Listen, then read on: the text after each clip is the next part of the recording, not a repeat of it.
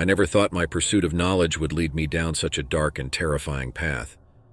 College was supposed to be a place of growth and enlightenment, but for me, it became a twisted nightmare that I couldn't escape.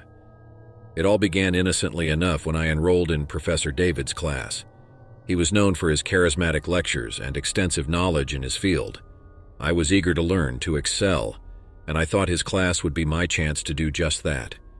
As the semester progressed, however, Professor David's behavior took a sinister turn.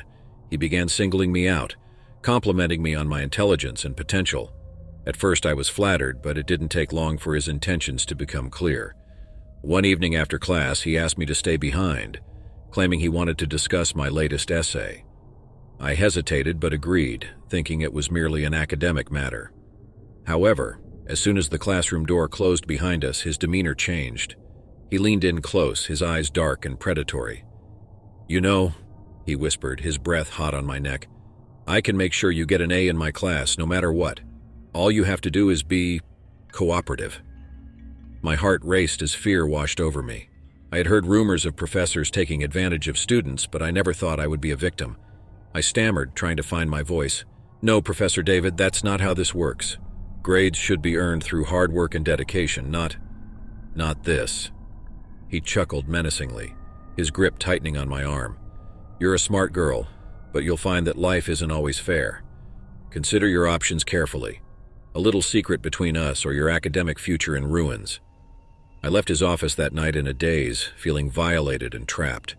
My dreams of a bright future began to crumble, replaced by a sense of despair that seemed insurmountable. I couldn't focus on my studies, constantly haunted by the specter of Professor David's demands. Weeks passed and the situation only worsened. He began sending me explicit emails, threatening to expose our secret if I didn't comply. I was living in a constant state of terror, wondering when he would make good on his threats.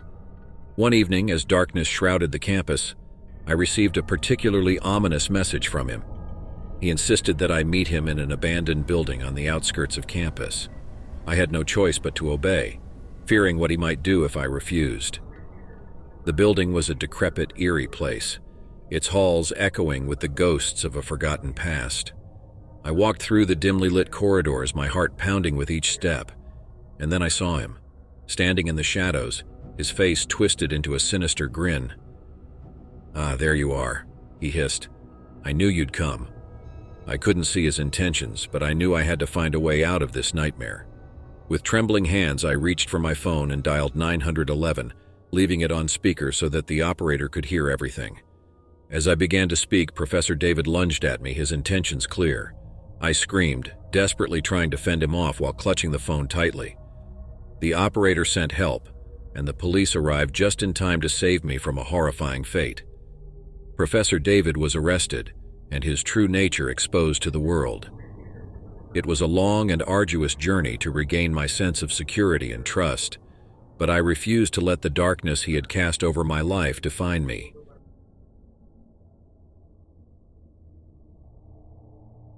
I had always heard that college would be an unforgettable experience, a time of growth, learning, and making lifelong friends.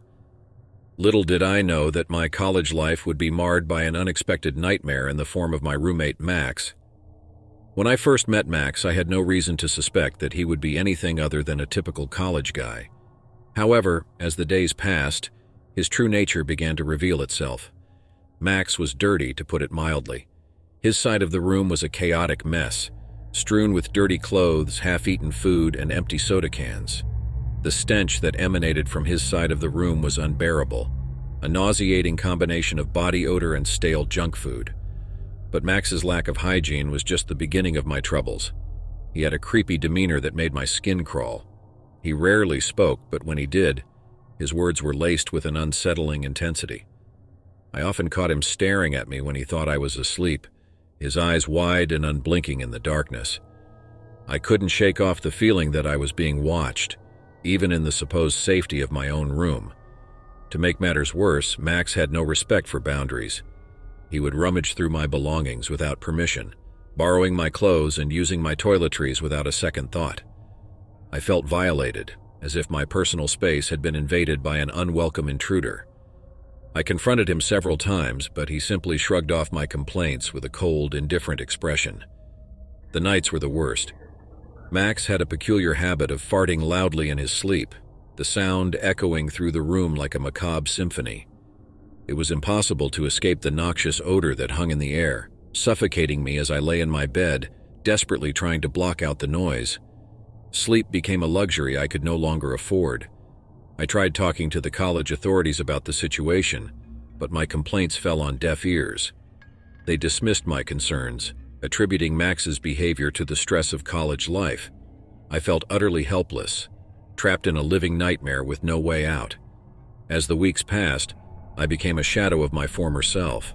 I was constantly on edge, my nerves frayed from the constant torment of living with Max. I stopped attending classes, my grades plummeted, and I withdrew from the social circles I had once enjoyed. I was a mere shell of the person I used to be, haunted by the specter of my roommate's unsettling presence. One night, unable to bear the torment any longer, I decided to confront Max once and for all. I mustered up the courage to speak up, my voice trembling with a mix of fear and anger. I demanded that he leave, that he find another place to live and leave me in peace. To my surprise, Max simply smiled, a chilling, malevolent grin that sent shivers down my spine.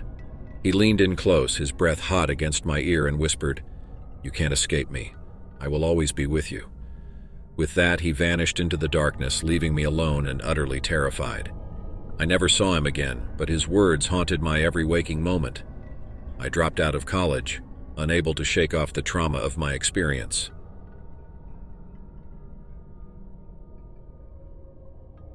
The bass pounded through the walls of the frat house, reverberating through my chest like a heartbeat on steroids.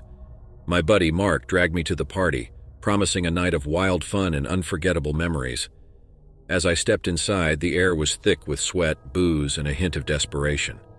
The party was in full swing, bodies writhing to the music, laughter mingling with the cacophony. I squeezed through the crowd trying to find Mark, who had disappeared in pursuit of a red Solo cup filled with who knows what. I found myself in a dimly lit corner of the house, where the music was a distant thud, and the air was heavy with tension.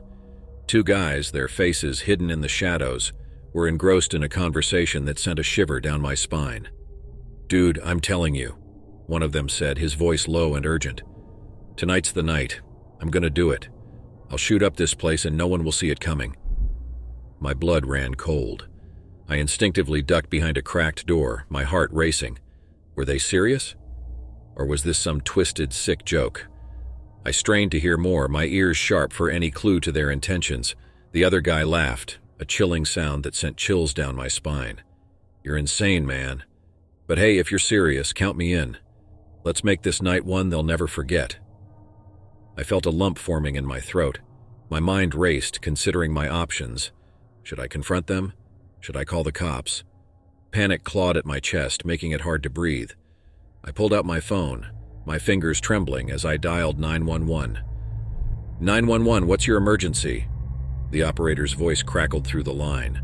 I whispered, my voice barely audible. "There are two guys at a frat party. They're planning to shoot up the place. I don't know if they're serious, but you need to do something." The operator's tone hardened. "Stay on the line. We're sending officers your way." I hung up, my eyes darting around for a way out. I needed to find Mark, tell him what I'd overheard. Maybe we could escape before things turned deadly. I crept back into the crowd, searching for Mark's familiar face. Finally, I spotted him, his eyes glassy, swaying to the music. I grabbed his arm, my grip tight. "We need to leave, now," I shouted over the music. Mark frowned, clearly annoyed. "Dude, chill out, we just got here." "There are guys planning to shoot up this place," I hissed, my words desperate and urgent. His eyes widened in disbelief, but before he could say anything, the lights flickered, and the music screeched to a halt.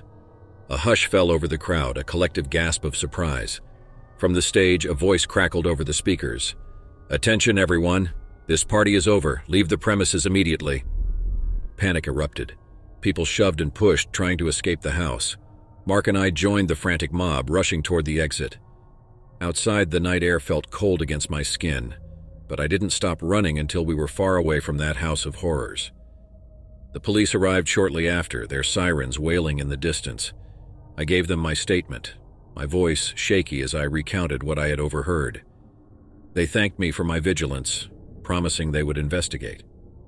As we walked away from the chaos, Mark turned to me, his eyes wide with disbelief and gratitude. "Dude, you saved our lives. I can't believe it." I forced a weak smile, my mind still reeling from the night's events. "Yeah, well, let's just be glad we got out of there in time." But even as we walked away, a chilling thought lingered in my mind. What if I hadn't overheard those guys? What if I hadn't made that call? The horror of that possibility haunted my thoughts.